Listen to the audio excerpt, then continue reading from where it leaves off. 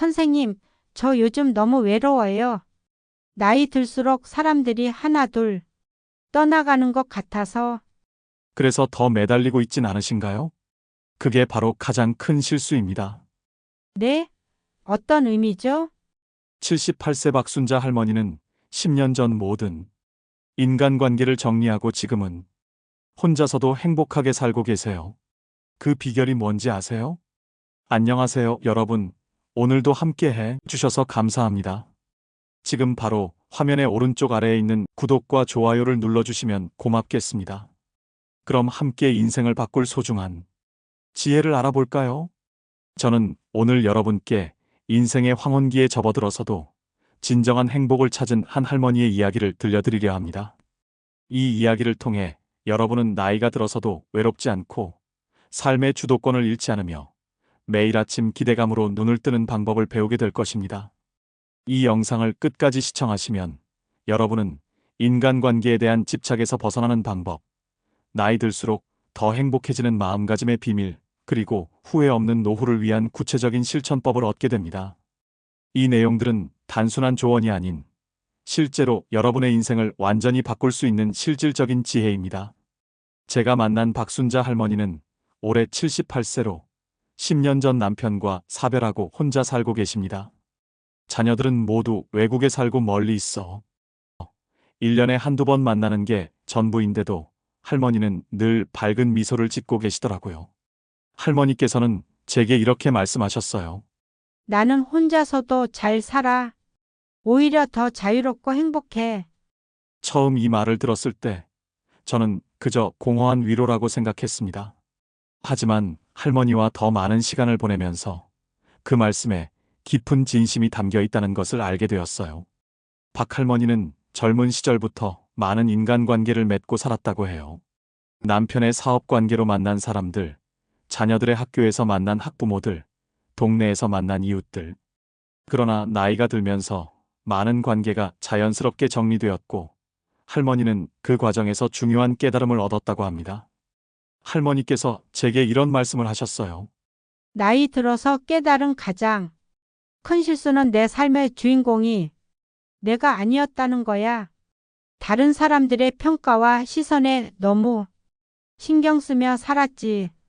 제가 오늘 여러분께 전해드릴 것은 박순자 할머니가 70대에 접어들면서 반드시 지키는 두 가지 원칙입니다. 이 두 가지만 실천해도 여러분의 노후는 완전히 달라질 것입니다. 박순자 할머니의 첫 번째 원칙을 소개하기 전에 할머니가 젊은 시절 어떤 삶을 살았는지 먼저 알려드리겠습니다. 이야기를 들으면 지금의 행복한 노후가 어떻게 준비되었는지 더 잘 이해할 수 있을 거예요.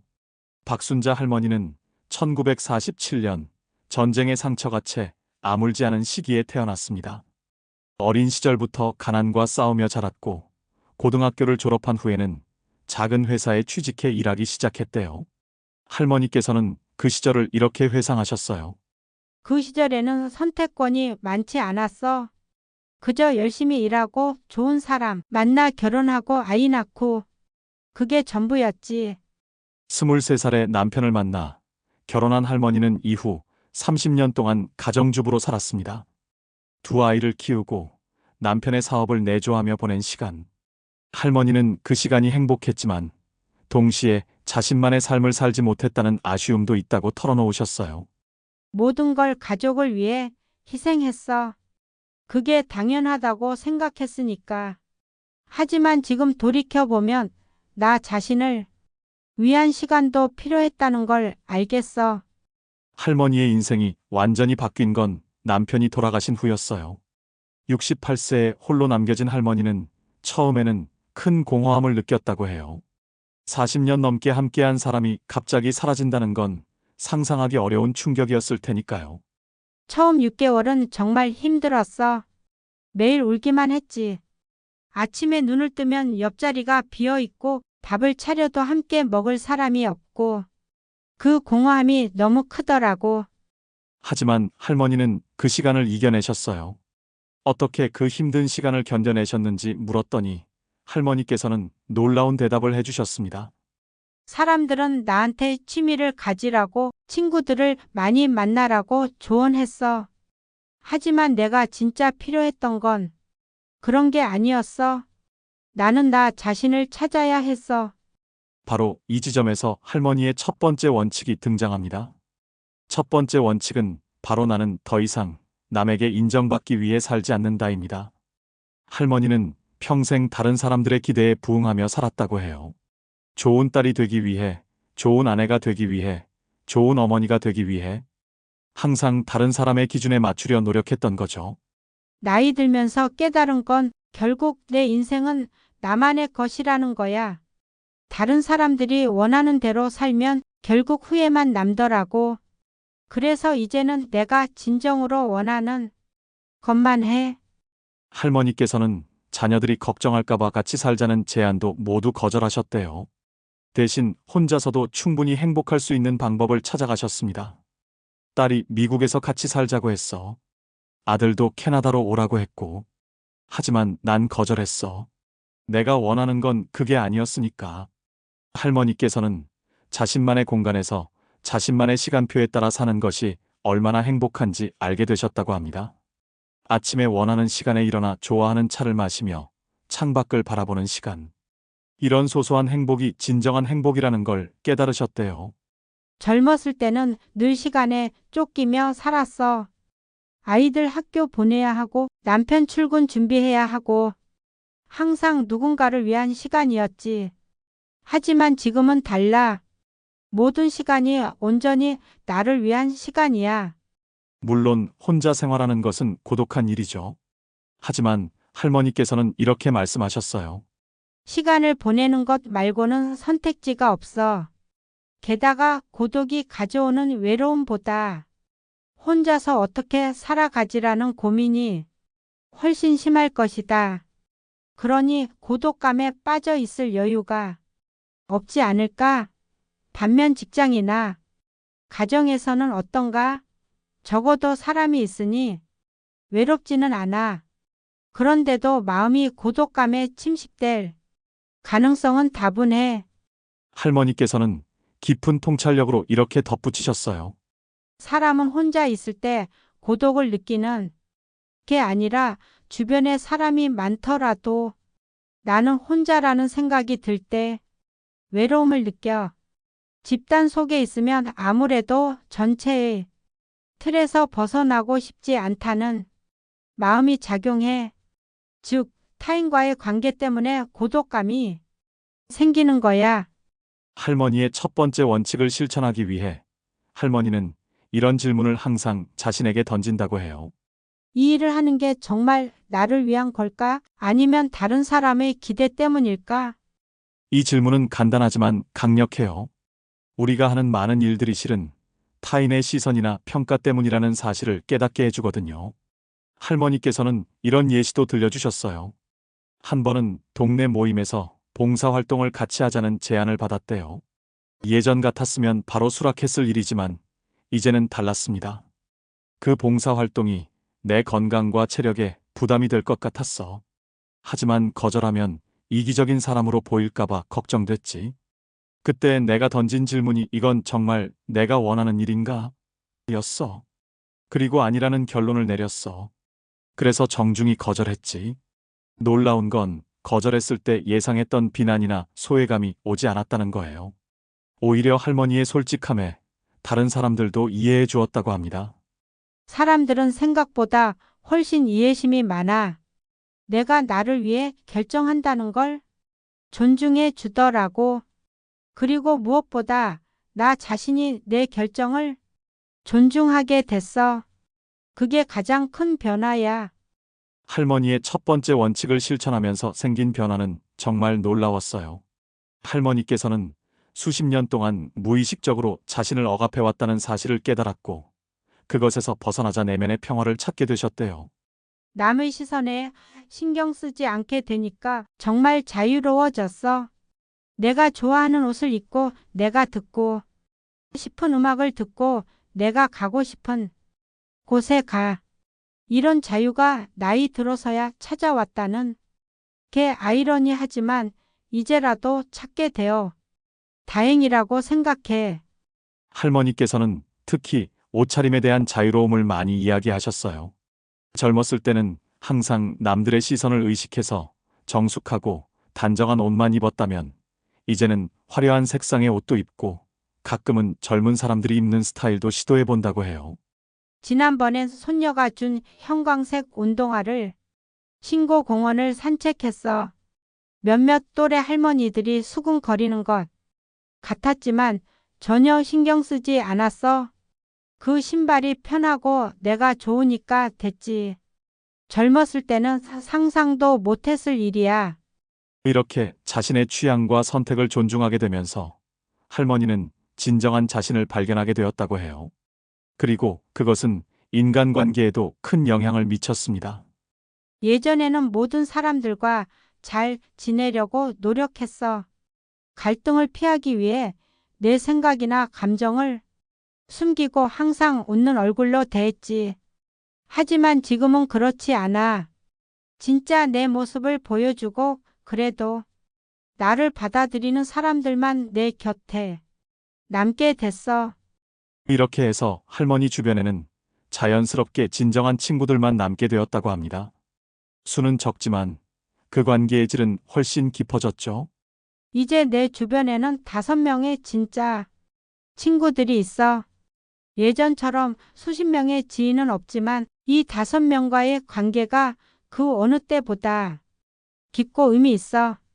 우리는 서로의 진짜 모습을 알고 그걸 있는 그대로 받아들여. 할머니께서는 이렇게 자신을 찾아가는 과정에서 또 하나의 중요한 깨달음을 얻게 되셨어요. 바로 본인의 감정과 정직하게 마주하는 법이었죠. 우리는 나이 들면서 감정을 숨기도록 배워. 특히 여자들은 더 그래. 참을 줄 알아야 한다. 화내면 안 된다. 울면 약해 보인다. 이런 말들을 평생 들으며 살았지. 하지만 내가 깨달은 건 감정을 숨기는 게 아니라 정직하게 마주해야 한다는 거야. 할머니께서는 감정 일기를 쓰기 시작하셨대요.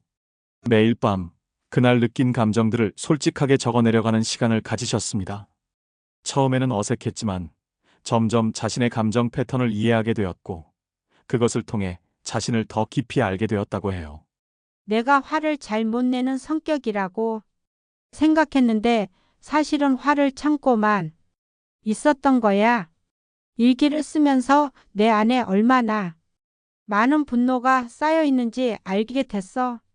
그리고 그 분노를 건강하게 표현하는 법을 배웠지. 이렇게 자신의 감정과 정직하게 마주하면서 할머니는 더 이상 감정에 휘둘리지 않게 되었대요. 오히려 감정을 인정하고 받아들이니 더 평온한 마음을 유지할 수 있게 되었다고 합니다. 이제 나는 화가 나면 그냥 화가 났다고 인정해.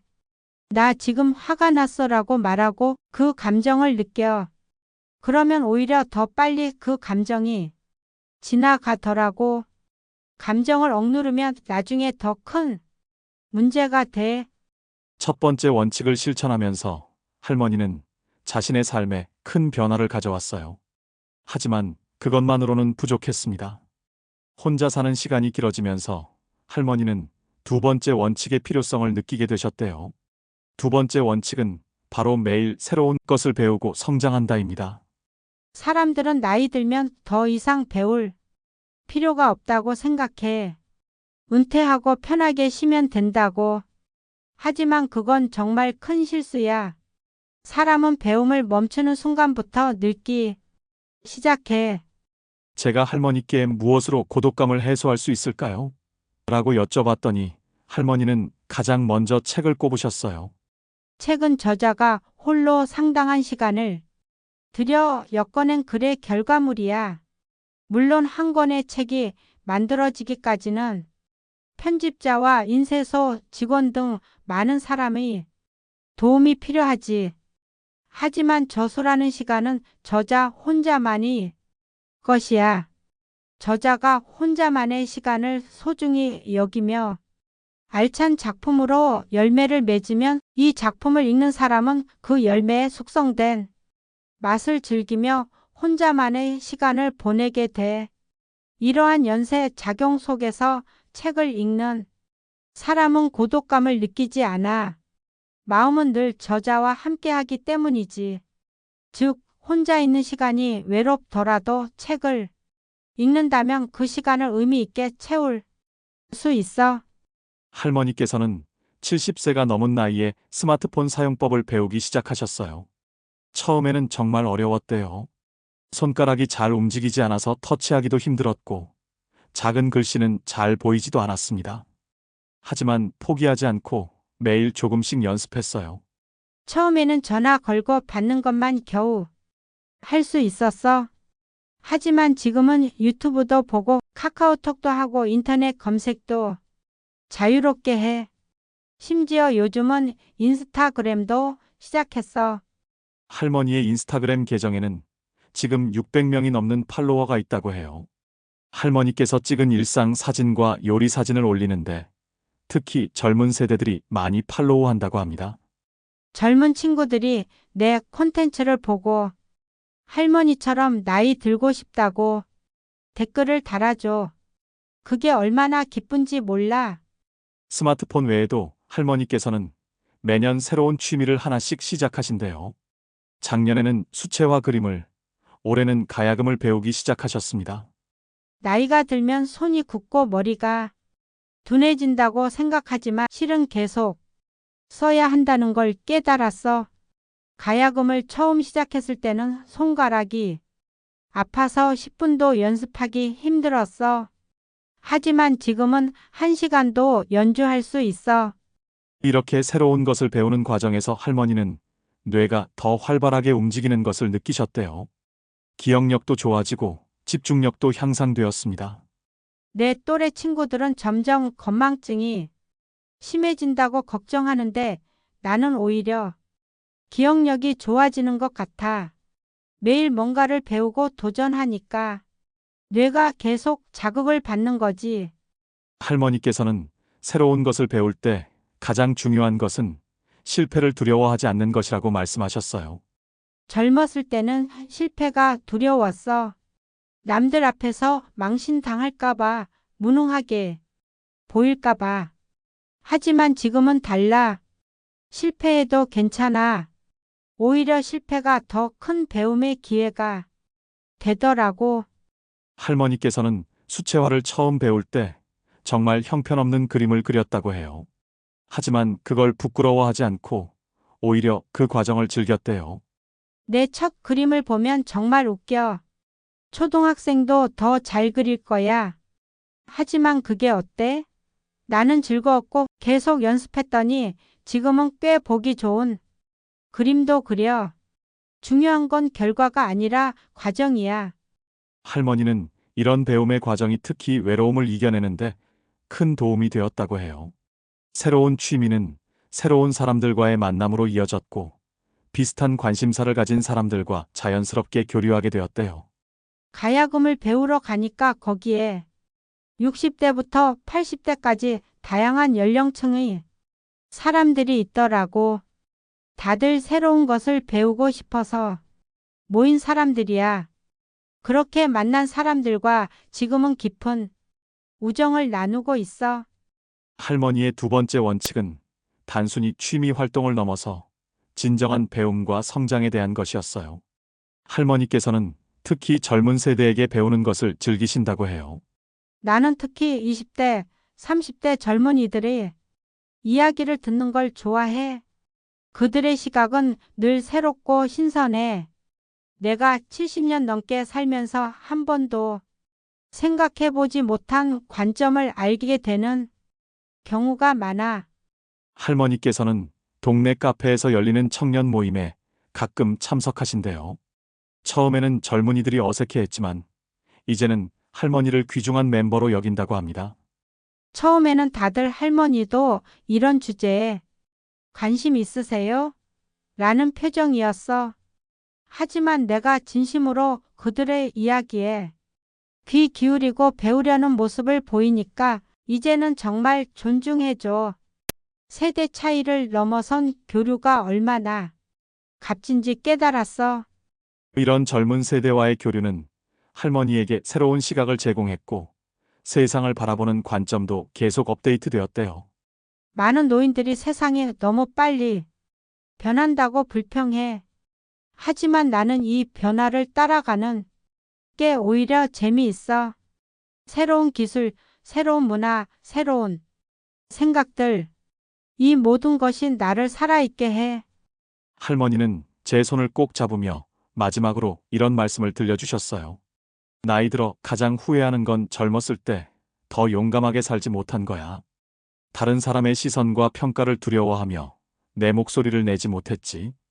하지만 지금 깨달은 건 내 인생은 결국 내가 만들어가는 거라는 점이야. 나이 든다는 건 두려운 일이 아니라 자유를 찾아가는 과정이라고 생각해. 더 이상 누구에게도 증명할 필요가 없고 그저 내가 원하는 대로 살 수 있는 시간이니까. 저는 할머니의 말씀이 제 마음에 깊이 와닿았어요.